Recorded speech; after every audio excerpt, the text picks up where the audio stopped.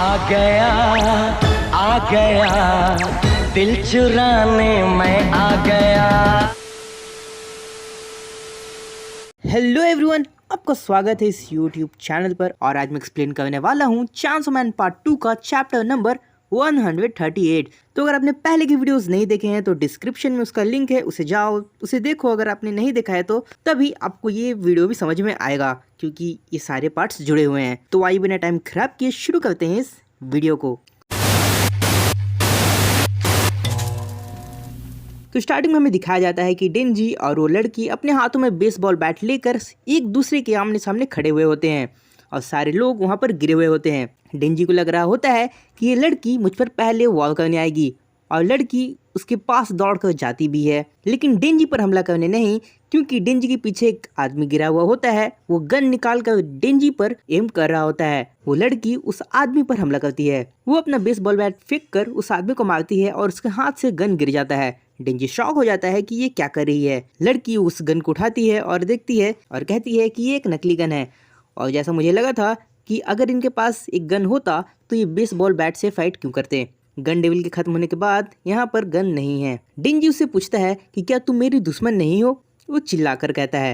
वो लड़की कहती है कि मैं तुम्हारी दुश्मन क्यों होंगी। डेंजी फिर से उससे कहता है कि जब मैं इन सब से फाइट कर रहा था तुम गाना गा रही थी, इसका मतलब कि तुम मेरी दुश्मन हो और वो सारे आदमी तुम्हारे हैं। लड़की हंसती है और कहती है कि ऐसा कुछ नहीं है। तभी अचानक से डेंजी के पीछे योशिदा होता है। वो आ जाता है और कहता है कि इस लड़की का नाम फूमिको मिफ्यून है और ये तुम्हारी जूनियर है। डेंजी उससे पूछता है कि अब तुम यहाँ पर क्या कर रहे हो। लड़की कहती है कि मैं पब्लिक सेफ्टी डिवीजन 7 के साथ हूँ। वो लड़की कहती है कि और मैं तुम्हारे गार्ड के लिए चार्ज में हूँ, तुम्हारे पूरे स्टूडेंट लाइफ के लिए, और इसीलिए मैं हाई स्कूल में हूँ 22 साल की एज में। डेंजी फिर से वही पूछता है कि अगर तुम मेरी बॉडीगार्ड हो तो तुम गाना क्यों गा रही थी जब मैं उनसे फाइट कर रहा था। डेंजी एक ही बात पे अटका हुआ रहता है। योशिदा भी उस लड़की से पूछता है कि हाँ फूमिको, ऐसा क्यों था। वो लड़की चुप रहती है। फिर वो कहती है क्योंकि मैं नहीं चाहती थी कि मेरे गाने के बीच में कोई इंटरप्शन हो। अब ये कैसा एक्सक्यूज है। डेंजी उनसे चिल्ला कर पूछता है कि तुम्हारे साथ दिक्कत क्या है, तुम लोगों के साथ आखिर चल क्या रहा है। योशिदा फिर उनमें से एक जो गिरे हुए होते हैं उनको चेक करता है और कहता है कि कुछ भी हो तुम चांसो मैन हो और जो तुम्हारे आइडेंटिटी के बारे में जानते हैं वो तुम पर अटैक करेंगे ही, इसीलिए मैंने एक बॉडीगार्ड को तुम्हारे साथ रखा है। और वो कहता है कि और ऐसा इनके पास कोई भी चीज़ नहीं है कि हम इनको आइडेंटिफाई कर पाएं, यानी कि कुछ कार्ड वार्ड। लड़की डेंजी के पास आती है और उसके कान में कहती है कि चांसो मैन तो बिना चांसो मैन में ट्रांसफॉर्म हुए भी काफ़ी ज़्यादा स्ट्रांग है, मैं तुमसे काफ़ी ज़्यादा इम्प्रेस हूँ और तुम बहुत ज़्यादा कूल भी हो। डेंजी फिर उसे कहता है कि तुम मेरे पास सिर्फ इसलिए हो क्योंकि ये तुम्हारा काम है, अब बातें बंद करो। लड़की कहती है कि सच में मैं तुमसे काफ़ी ज़्यादा इम्प्रेस हूँ। तू समझा? हाँ। नहीं, तू समझा नहीं। डेंजी कहता है क्या सच में। वो लड़की कहती है कि हाँ क्यों नहीं।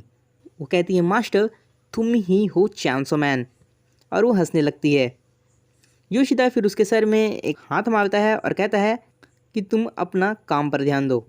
योशिदा कहता है कि सॉरी डेंजी, मैं इसे समझा दूंगा और फिर से तुम्हें कभी और फाइट करने की ज़रूरत नहीं पड़ेगी। डेंजी कहता है ठीक है। उसके बाद फिर हमें मिताका दिखाई जाती है। ओह, काफ़ी चैप्टर्स बाद आई है। वो सो कर टीवी देख रही होती है और टीवी पर चल रहा होता है कि हमारे अगले सेगमेंट में हम देखने वाले हैं एक सुंदर हाई स्कूल डेविल हंटर को, जिसके बारे में सभी लोग बात कर रहे हैं। मिताका सोच रही होती है ब्यूटीफुल। फिर टीवी पर उसी को दिखाया जाता है और उसमें लिखा हुआ होता है the buzz about the beauty. वहाँ पर वॉर डेविल भी होती है। वो कहती है कि ये रिकग्निशन जो हमें मिल रहा है ये उतना भी ज़्यादा ख़राब नहीं है और ऐसा लग रहा है कि ये मेरी प्यास को काफ़ी ज़्यादा पूरा कर रहा है।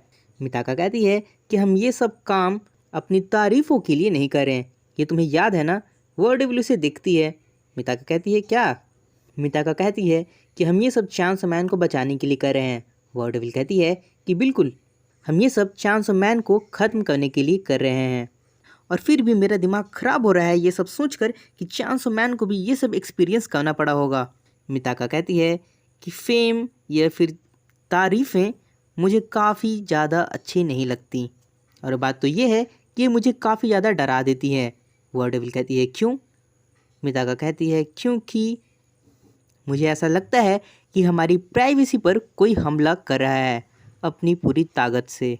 टीवी पर वही चीज़ चल रहा होता है कि यह आशा मिताका है और मिताका वो देख रही होती है।